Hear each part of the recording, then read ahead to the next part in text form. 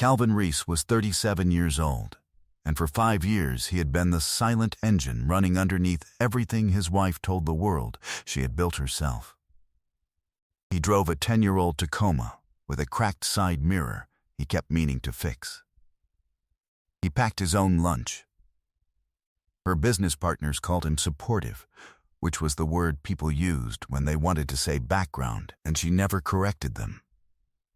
He was a licensed electrician with a one-man shop, a second-hand work van, and the kind of hands that knew what they were doing without being told twice. He was not impressive-looking. He was not the kind of man a room turned to notice. For 5 years he had wired and rewired and funneled $214,000 of his own money, drawn from his savings. From contracts he took on weekends, from an inheritance he had never once mentioned, into a boutique event planning company that bore his wife Simone's name and no one else's. Every Friday while he worked, Simone drove 40 minutes south to a hotel in Alpharetta where a man named Derek Holt was waiting. The hotel receipts were categorized in her business account as vendor consultations. What Simone did not know, what she had never thought to ask in 7 years of marriage, was that Calvin had not put a single dollar of that investment in her name. What happened next would dismantle everything she thought she had built, piece by piece, the way a man who understands wiring traces a fault back to its source. Before we jump into the story, comment where in the world you are watching from and subscribe, because tomorrow's story is one you need to hear.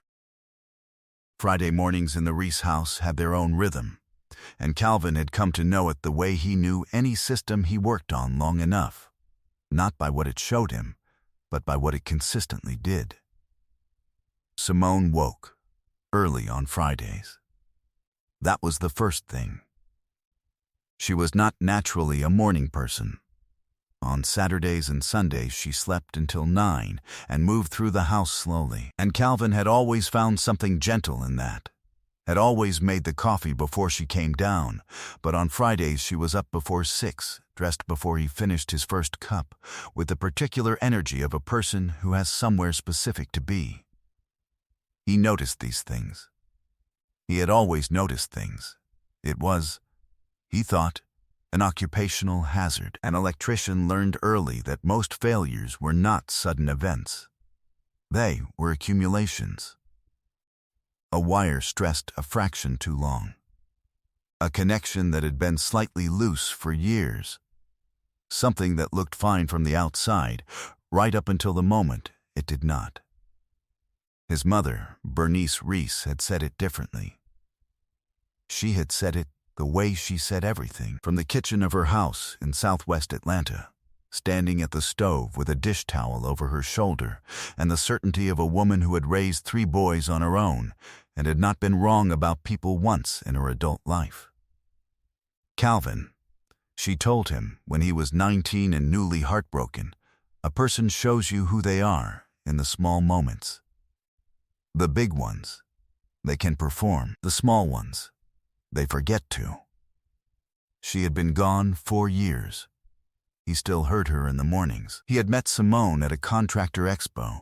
She had been setting up a vendor booth for a small event company she was trying to grow, and she had asked him to help her run an extension cord across the aisle.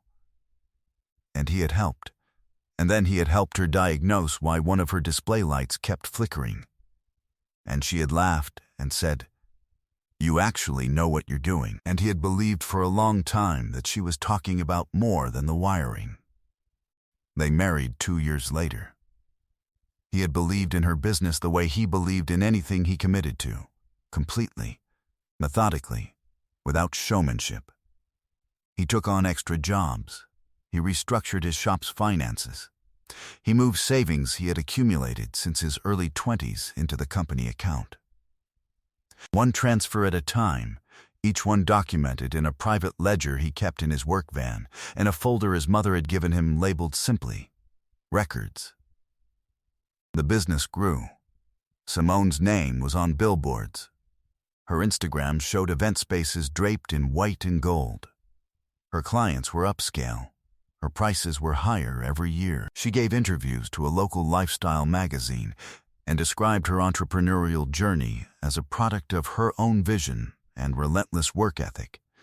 And Calvin read the article at the kitchen table on a Tuesday morning and noted the word relentless and folded the magazine and set it down and went back to his eggs. On the counter, her phone buzzed once and went dark. She picked it up without looking at him and took it to the bedroom. He heard the shower start. He sat with his coffee.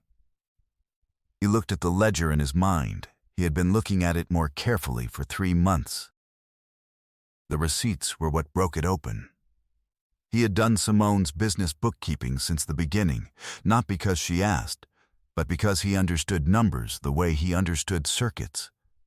And because in the early years there was no money for an accountant, so Calvin sat at the kitchen table on Sunday nights and reconciled the accounts with the same patience he brought to everything else. When the business grew enough to hire a proper bookkeeper, Simone had moved the accounts to a firm she chose herself, and Calvin had quietly continued keeping his own copy of every statement she forwarded to him, in the folder in the van, because his mother had raised him to keep the records that proved what he built was sound.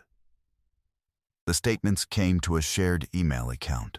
That was the arrangement they had made in the beginning, when the business was small enough to live in a single inbox. Simone had never changed it. He was looking for a contractor invoice on a Thursday evening when he found the first one. It was a hotel charge, $147, dated on a Friday in March, categorized as vendor consultation Alpharetta.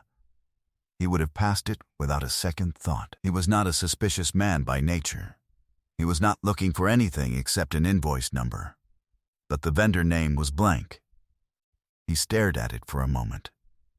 Then he went back through the statements, not looking for anything in particular, just looking. There were 31 of them, every one a Friday. Every one the same hotel in Alpharetta. The name varied slightly between statements, sometimes abbreviated, sometimes the full address, but always a Friday, always a charge between $130 and $190, always categorized as a vendor consultation with no vendor name attached. 31 Fridays over 14 months, totaling $4,920 in business expenses that had reduced the company's taxable income and, in 3 instances, had been included in reimbursement requests that Simone had submitted to a client as event planning overhead. He moved with the same deliberate calm that defined all his actions. He did not slam the laptop. He did not go upstairs. He sat at the kitchen table and opened a new tab and looked up the hotel. He found the address. He found, on the hotel's own website, a photograph of the lobby and the exterior and the parking lot. He recognized the parking lot. He had dropped Simone off there once, 14 months ago, on a Friday evening when her car was in the shop. She had told him it was a venue walkthrough for a corporate client. She had kissed him on the cheek. She had been inside for 2 hours while he waited in a coffee shop down the block and worked on an estimate. His hands did not shake. He opened his private ledger folder on the laptop, the one that mirrored the business records, the one that went back to the first dollar he ever transferred, and he began to go through it the way he went through any panel he was troubleshooting. Start at the beginning. Don't skip steps. Follow the current until you find where it stops going where it's supposed to go. By midnight, what he had was not a suspicion. It was a schematic. The $214,000 he had invested, every transfer, every contract advance, every inheritance dollar, had been documented in his own ledger and in the business account statements that still came to the shared email. The hotel charges were a small fraction of it, but the hotel charges had a name attached. A Google search on the corporate card number's last 4 digits and the hotel's own booking confirmation format led him, after 40 minutes, to a name that had been on the guest folio, D. Holt. He opened a new folder on his desktop. He named it Simone. Then, he picked up his phone and sent a single text to a number he had not used in 3 years. Uncle Ray, I need to sit with you this weekend. Don't mention it to anyone.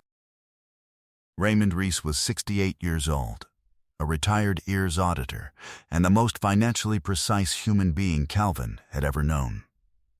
He lived in a brick house in Decatur with a vegetable garden in the back and a filing cabinet in the study that contained, organized by year, every tax document he had ever touched. He had been the one to help Calvin set up the investment structure 5 years ago, had reviewed the transfer agreements, had advised on the legal positioning, had said, with the particular care of a man who had spent 30 years watching people learn too late what their signatures meant, make sure your name is on the instrument. Calvin. Not just in her heart. Calvin had listened. He sat in his uncle's study on Saturday morning and laid out what he had found. Raymond went through the hotel statements line by line. He cross-referenced 3 of them against the public corporate registration for Simone's company, Simone Reese Events, LLC, and noted the expense categorizations with the quiet attention of a man who had done this professionally for 3 decades. She's been running personal expenses through the business account, Raymond said, 31 times. That's not a mistake.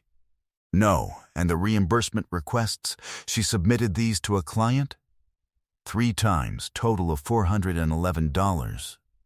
Raymond set the papers down. He looked at his nephew over the top of his reading glasses. That's fraud, he said. Small dollar, but it's fraud. He picked up his pen. The investment structure? You never converted it to equity? No. It's structured as a series of secured loans to the business. My name is on every transfer agreement as the creditor. The business owes me the principal. Raymond allowed himself a small, measured look. She never asked about that. She assumed it was a gift. People assume what they're not challenged to think about. He wrote something on his legal pad. You need to call Patricia Wynn. She's the best commercial litigation attorney in this city, and she has done asset recovery work I have watched ruin people who thought they were untouchable. She also does not charge for the first conversation. He tore the sheet off the pad and handed it across the desk. Preparation, Raymond said, is not the same thing as patience. Patience is waiting. Preparation is building the thing you're going to need when the waiting is done. Patricia Wynn had an office on Peachtree Street, on the 14th floor, with a view of the city that she did not seem to notice anymore. The way people stopped noticing what has always been there. She was 56 years old, with close-cropped natural hair and the calm of a woman who had spent 3 decades being the most competent person in rooms that had underestimated her for the first 10 minutes of every meeting. Her bookshelf held no decorative items. Her desk held only what was relevant. When Raymond Reese called and said he had a nephew with a clean documentation problem, she had said, "Send him Tuesday at 2. She went through Calvin's documentation, the transfer ledger, the loan agreements, the hotel receipts, the reimbursement submissions, in one sitting, without interrupting him once. She read the way she probably read everything, thoroughly, without expression, covering each page before moving to the next as though she were building a case in her head in real time, which she likely was. When he finished, she closed the folder and looked at him.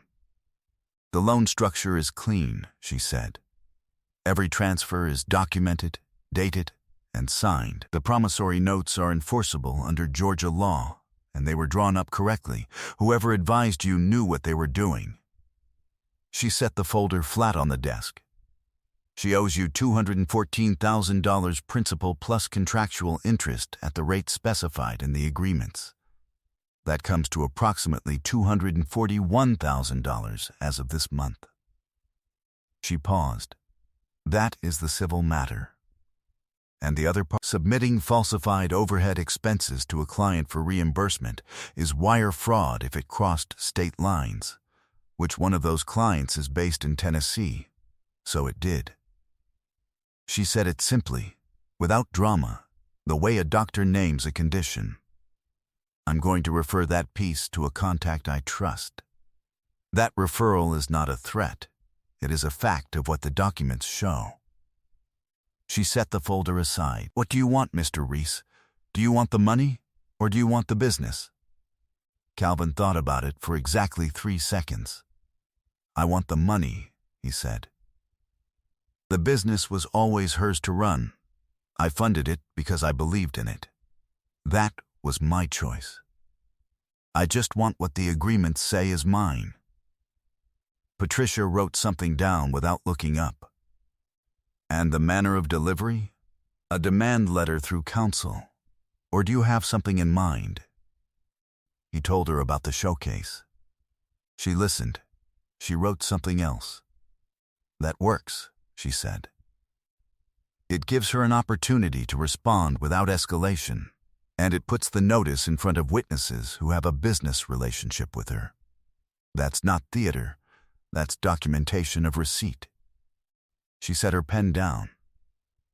I'll have the demand letter ready in 10 days. The filing goes in on the morning of the event. He asked 2 questions. She answered them directly, without softening, which he appreciated. Outside, the city moved 14 floors below like it had no idea what was being decided above it. He drove home in the late afternoon and helped Simone carry 2 sample centerpiece arrangements from the garage to the spare bedroom, where she was staging them for photographs. He held one while she adjusted a floral stem and photographed it from 3 angles. He passed her the second one when she asked. He told her the spacing looked good and meant it. She had a real eye. Always had. And she thanked him without looking up from her phone screen. He made dinner. They ate. She talked about the showcase. He asked about the venue logistics, and she told him, and he listened in the way he always listened, with full attention, without hurry, registering everything. She did not mention Derek Holt. She did not mention the hotel in Alpharetta. She did not mention the 31 Fridays. He said goodnight at 10 o'clock and lay in the dark and listened to her breathe beside him until she was asleep. She was performing for an audience that only existed in her own head. The fall showcase was on a Thursday evening at a restored warehouse space in Midtown Atlanta. Exposed brick, Edison bulbs strung low across the ceiling, 10 round tables set in ivory linen with the Simone Reese events branding on the centerpieces. 43 clients and prospective clients had confirmed. Her business partner Keisha was there early, setting up the check-in table. 2 assistants moved through the space with clipboards. A photographer moved along the edges. The catering team ran a clean, quiet operation near the back, the way catering teams do when they have done this enough times to become furniture. Derek Holt arrived at 6:15 in a charcoal blazer and stood near the bar with a glass of something amber and the practiced ease of a man who had been in a place many times without ever quite belonging to it.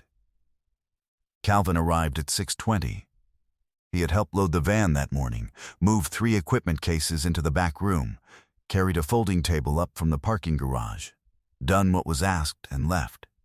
And he had come back in a different vehicle, a clean gray sedan he had borrowed from his journeyman Terrence, wearing slacks and a button-down and carrying nothing except the 2 envelopes Patricia's office had messengered to him that afternoon. He found Simone near the entrance, greeting a client couple, warm, professional, entirely in her element. She had always been good at this part. He had always admired it. She saw him cross the threshold, and her expression moved through 2 things: surprise, then the managed version of surprise, the one that looked like welcome. I thought you weren't coming, she said when the clients moved on. I wanted to see what 5 years looks like, he said. She looked at him for a beat. Something behind her eyes recalibrated. I'm glad you came, she said. Her voice was certain. Her hand touched his arm briefly. She moved back into the room. He let her go. He moved to the far end of the space and accepted a glass of water from a passing tray and stood where he could see the room. He noted Keisha at the check-in table. He noted Derek Holt at the bar. He noted the room, the way he always noted a space he was about to work in, the layout, the exits, the distances between things. At 6:50, he moved to where Keisha stood. He had known Keisha for 8 years. She had been at the wedding. She had been, he believed, genuinely unaware. He had weighed this carefully. He set the first envelope on the table beside her registration binder, gently, without making a production of it. "That's a copy," he said. The original was filed at the courthouse this morning. He kept his voice low. Not secretive, simply private, the way you speak to someone who deserves to hear something before the room does. "Read it when you get a moment. I thought you should know before it enters the public record." Keisha looked at the envelope. She looked at him. There was a long pause in which he watched her understand. Somewhere behind her eyes, what she had probably already half understood for longer than she had been willing to name. "Calvin, you didn't do anything wrong," he said. "I want you to know that." He meant it. "Call me if you have questions." He crossed the room.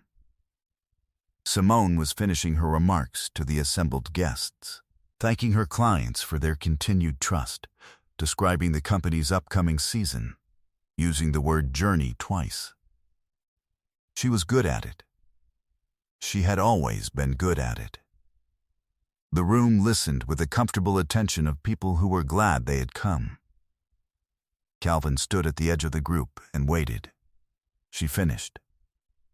The applause came. She turned, flushed and pleased, and found him standing a few feet away, holding the second envelope, and whatever she saw in his face was enough to change hers in an instant. He closed the distance between them and placed the envelope in her hand with the same quiet deliberateness with which he had placed every dollar into her business account for 5 years. "That's the demand letter," he said. "Patricia Wynn's number is on the cover page. She is expecting your attorney's call by end of business Friday." He kept his voice level and private. The room was close but not listening. Yet the loan agreements are in Exhibit A. Every transfer record is in Exhibit B. He paused. "Let her open the envelope.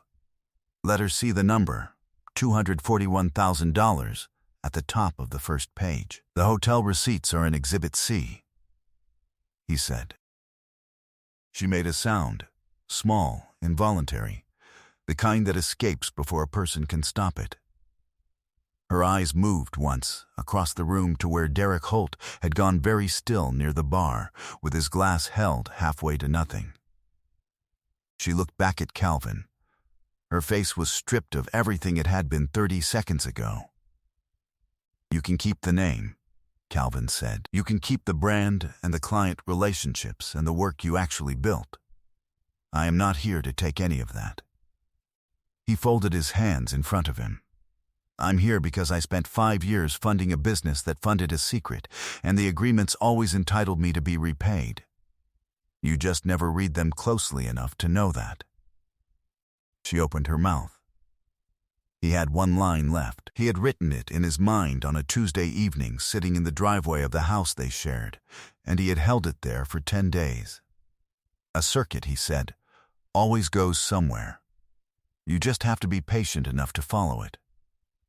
He set his water glass on the nearest table. He straightened his jacket. He walked through the room to the exit and let himself out into the October evening, where the city smelled like cooling concrete and the beginning of something else. Behind him, inside, a room full of clients stood with their glasses and their centerpieces, and the very specific silence of people trying to decide what they had just witnessed. Some currents, once interrupted, do not reconnect. 9 months later, Calvin was standing on the roof of a 3-flat building in East Atlanta he had purchased at auction for $310,000, the kind of quiet, below-market transaction that only becomes possible when a man has spent 3 years not spending what he had, running conduit along the parapet wall in the early morning while the city came awake below him. The work was clean and his own. He had expanded the shop to 2 vans, brought on a journeyman named Terrence who asked good questions and showed up early. And he had 2 commercial contracts he was managing simultaneously for the first time in his professional life. A woman named Josephine had come into his life the way things came into Calvin's life, gradually, without announcement. She was a licensed contractor who had won the electrical bid on a renovation project they both ended up on, and she had told him on the first day that she didn't have patience for people who didn't know what they were doing. And he had said that sounded reasonable, and they had been talking, deliberately and without performance, ever since. He had heard, through Raymond, that Patricia Wynn had obtained a judgment for $241,000 against Simone Reese Events, LLC, and that the company had been restructured to settle it, and that the restructuring had required Simone to liquidate the client list she had spent 5 years assembling to a competitor firm for a price that did not cover what she owed. The reimbursement fraud referral had resolved with a civil penalty rather than prosecution, a number Raymond had described as significant and appropriate. Derek Holt had relocated to Charlotte. Raymond did not know more than that, and Calvin did not ask. Keisha had started her own firm. She had called Calvin once, about 4 months after the showcase, to say that she was sorry she had not seen it sooner, and that she hoped he was well. He had said he appreciated the call and meant it. Calvin pressed the last conduit clip into place and stepped back and looked at the line running clean along the parapet, the way a good line always looked, purposeful, unadorned, exactly where it needed to be. He thought of his mother at the stove. He thought of the folder labeled Records, which now lived in the file cabinet in his new home office, expanded by 9 months of receipts and judgments and account closures and wire transfer confirmations, all of it organized the way she had taught him to organize everything that mattered. He thought, without bitterness, about 5 years of Fridays. Then he picked up his tools and climbed down and started the next part of the work. He was solvent. He was steady. He was, at last, building only for himself. I hope you enjoyed that one. Be sure to like the video and subscribe so you don't miss the next story. I've picked out 2 more for you that I think you'll really like.